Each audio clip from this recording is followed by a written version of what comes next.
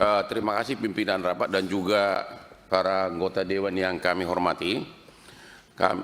Saya hadir di sini dengan ibunya Raditya, Ibu Makiati, yang sedang diadili dalam tuduhan pembunuhan.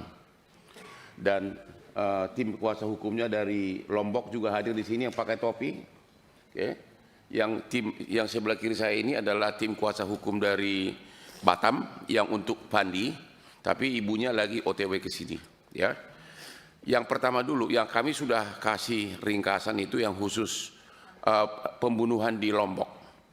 Jadi inti kasusnya adalah tidak sama sekali tidak bisa diterima nalar hukum. Seorang yang sudah mati bisa menganiaya si pelaku. Ceritanya begini, anaknya ibu ini pacaran dengan teman kampus.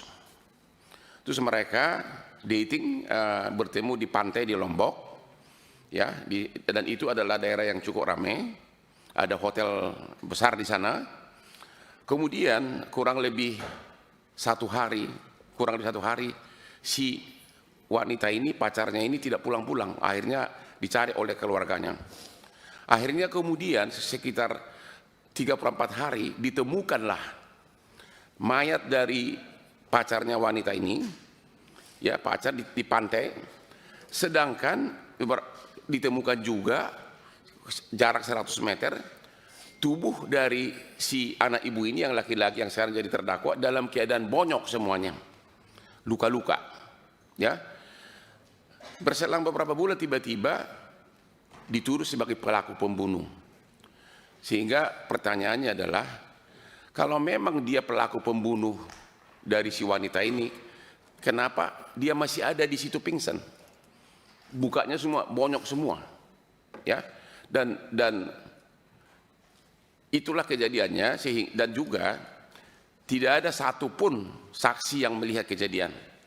Pengakuan dari anak ibu ini bahwa ada orang oknum yang memang sebagai pelaku, waktu itu diminta dibikin sketsnya oleh, ya ini dia nih, inilah tubuh dari anak ibu ini pada saat ditemukan di pantai, ya, dan mayat dari pacarnya ditemukan kurang lebih 100 meter. Ya, pertanyaannya adalah siapa yang menganiaya ini? Ya, siapa yang menganiaya? Berarti ada pelaku lain. Dan kalau dia menganiaya pacarnya, ngapain dia di situ? Kenapa nggak kabur? Dan sampai hari ini tidak ada saksi yang melihat sama sekali. Sebelumnya saya kenalkan dulu yang tadi lupa.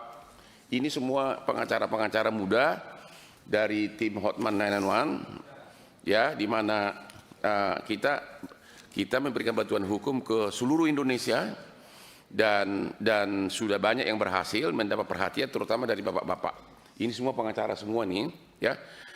Itu kira-kira. Jadi kami melihat di sini, sebagaimana kata Bapak Prabowo, bahwa sudah terjadi miscarriage of justice.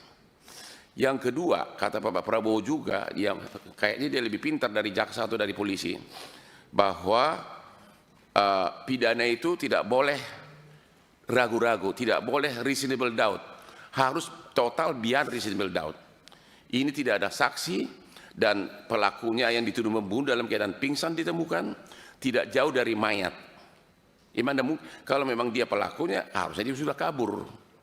Jadi kira-kira sekarang tahapnya sudah sampai diadili, ya, sudah persidangan, namun baru kesempatan ibu ini bisa datang ke Jakarta. Mohon izin kalau bisa agar ibunya langsung bisa mencari, silakan bantuin. Ya, kami persilakan. Ya. Ibu dari pembunuhan di Lampung, di Lombok.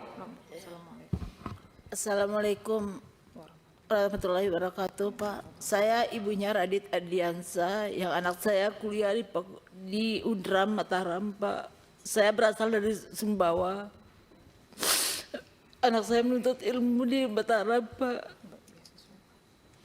Dia anak dari SD sampai kuliah, dia pintar dan dia masuk kelas internasional dengan IPK 4, Pak.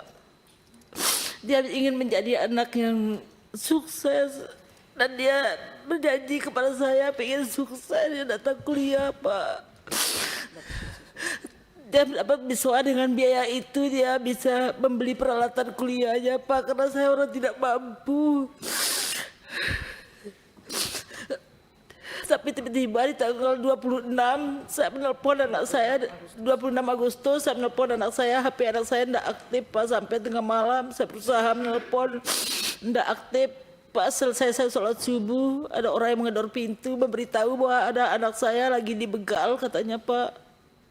Makanya saya dari tanggal 28 Agustus saya berangkat ke Mataram Pak, menemui anak saya di rumah sakit Provinsi Mataram Pak. Sampai saat ini saya tidak pernah pulang ke Sumbawa Pak, tetap menemani anak saya. Tapi di malam itu, pas tanggal 19 malam, bulan 9 September, Pak Kanit datang bersama rekan-rekannya membawa anak saya dan berkata anak saya akan dilindungi katanya Pak. Kenapa dilindungi, kenapa harus anak saya dibawa? Saya bilang, ya saya mau bawa ke KLU Bu. Dibilang, akhirnya saya bilang kalau memang begitu anak saya diamankan Pak, saya pengen ikut, saya gitu harus ikut temani anak saya. Setelah dia perjalanan ke KLU Pak, anak saya dikatakan, Radit mengaku sudah mamamu. Dia bilang, disuruh mengaku anak saya Pak, kalau anak saya telah melakukan pembunuhan Pak. Tapi saya bilang sama anak saya, jangan bilang apa-apa, anak kamu betul kamu melakukan itu. Saya bilang, anak saya gak bentar Pak, bersumpah demi Allah Mama. Dia bilang, saya berani bersumpah atas nama Allah, dibilang sekarang dicabut nyawa saya sama Allah kalau saya melakukan, katanya Radit Pak. Dia katanya mengamankan anak saya dari keluarganya Pira katanya, tapi anak saya dijadikan tersangka.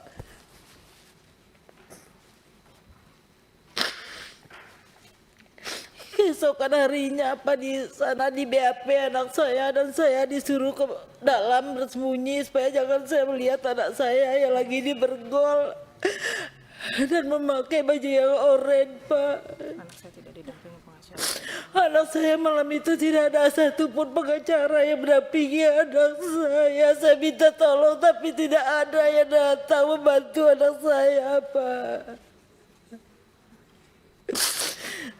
Besoknya baru pengacaranya datang mendampingi anak saya, tapi dengan alasan minta pengurangan. Dia bilang, pengurangan apa? Saya bilang begitu.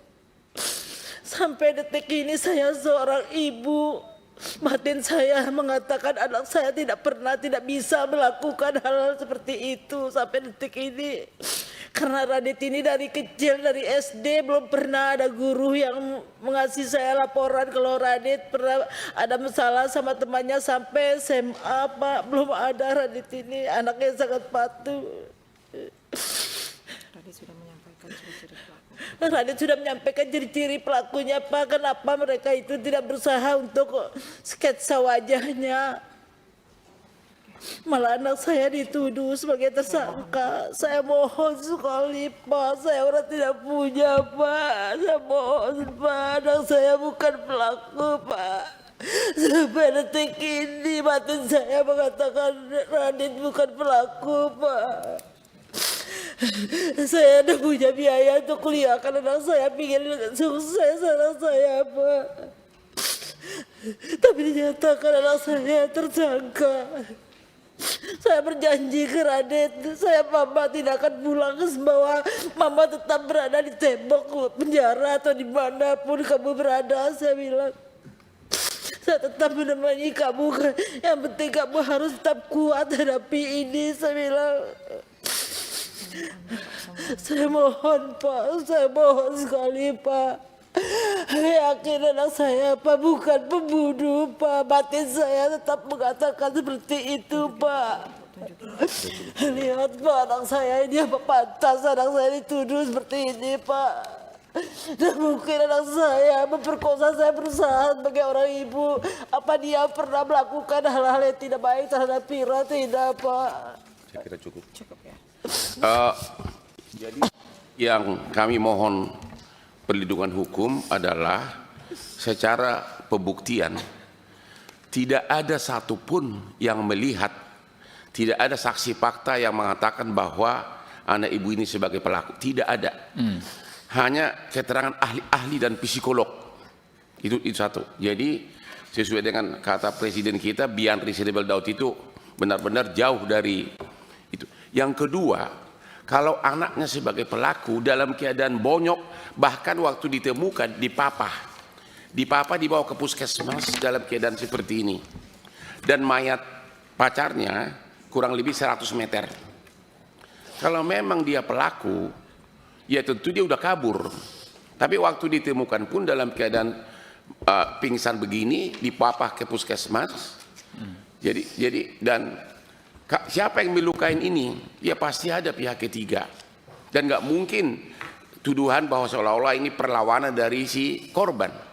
Karena mereka hubungannya harmonis, dan nggak mungkin wanita yang sudah meninggal bisa menganiaya seperti ini.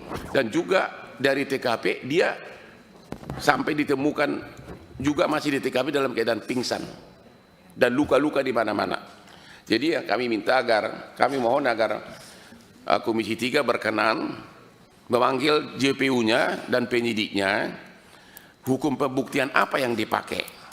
Ya, hukum pembuktian apa yang dipakai? Yang jelas 2 alat bukti melihat kejadian tidak ada, sama sekali tidak ada. Download Tribun X sekarang, menghadirkan lokal menjadi Indonesia.